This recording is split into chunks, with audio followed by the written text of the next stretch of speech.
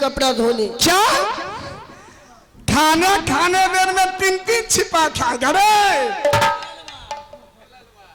आई तुम्हारा बाप खींचेगा।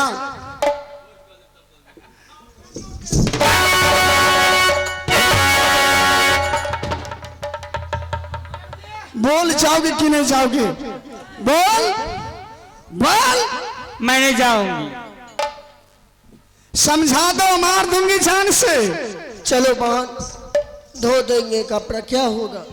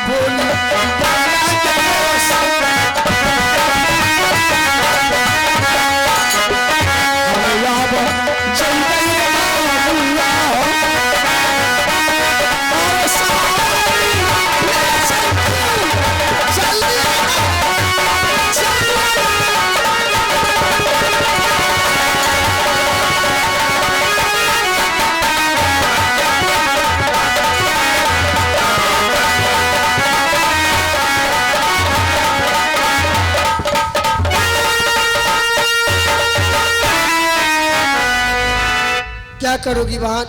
ऐसे ही कपड़ा लेके चलो, नहीं धोना है। नहीं भाई, चलो जैसा होगा वैसा धुलाई कर दूंगी। नहीं करेंगे धुलाई। क्यों करें?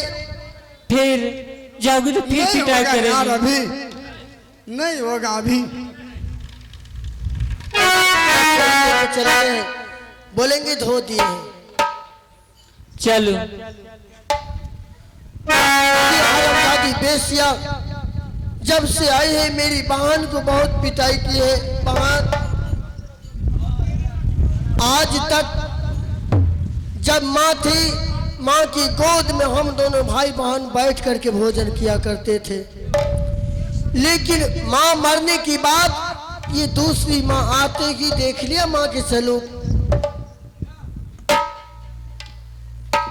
ये तो दुश्मन से भी बढ़ करके है। चलो इसे ले चलते हैं।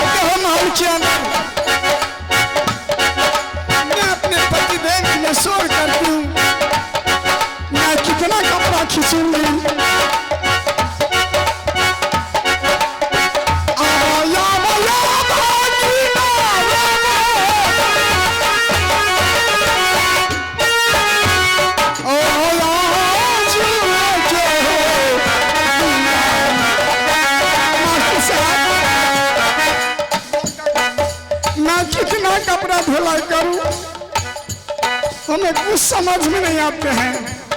मैं अपने पति देव के पहले बोला लेते हैं।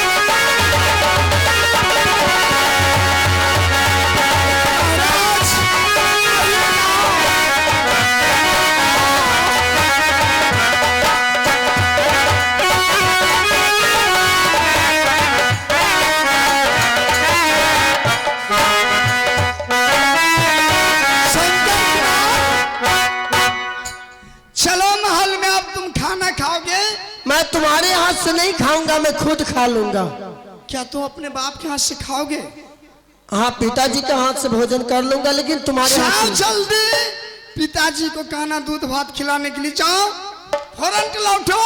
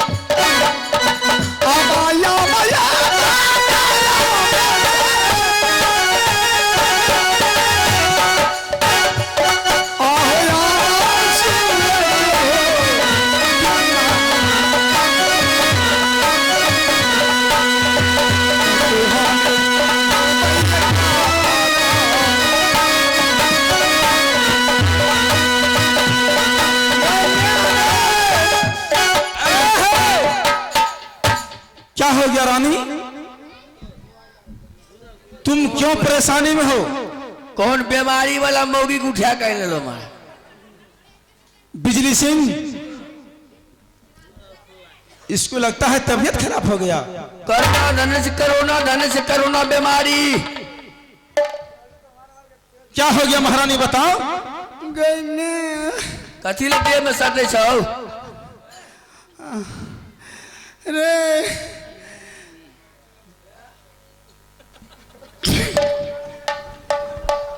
अनेते कपड़ा के मोटा गो सुपौल बाजार में सनकैया बुढ़िया उठेने रहे छे। जल्दी से खबर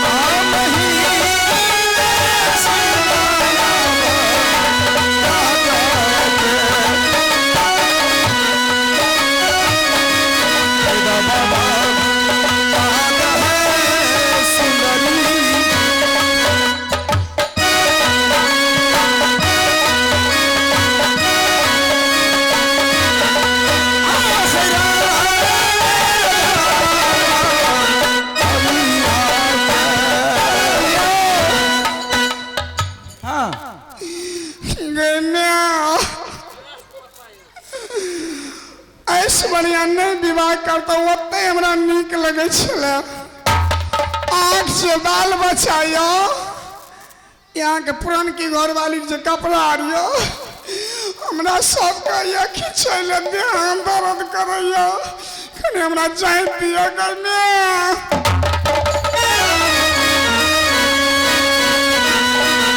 महारानी, तुमको कपड़ा गंदा हो गया, धोबी को मैं खबर करता हूँ, वो ले जाएगा, वो सफा करके पहुंचा देगा।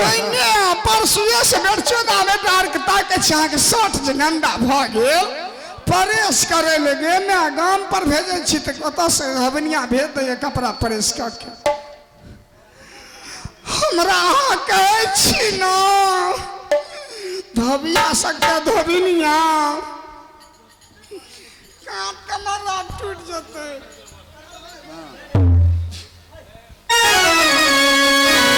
तुम क्या चाहती है? तो महाराज का सेवा मुझे कर दीजिए कि मैं पोखरा दिखाइयो, डांगर से दर्द करियो।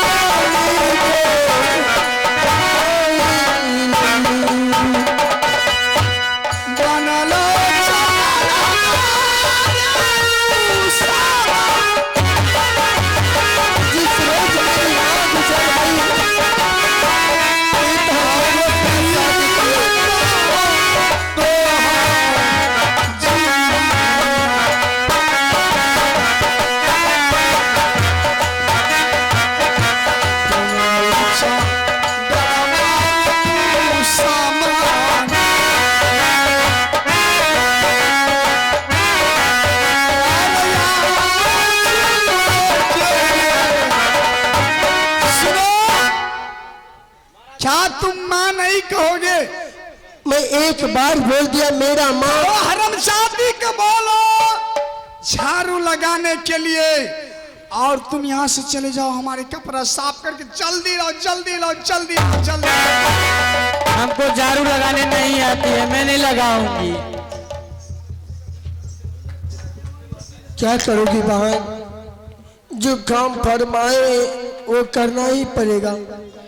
भाई हम कभी काम नहीं किए हैं, कैसे मैं करूं काम?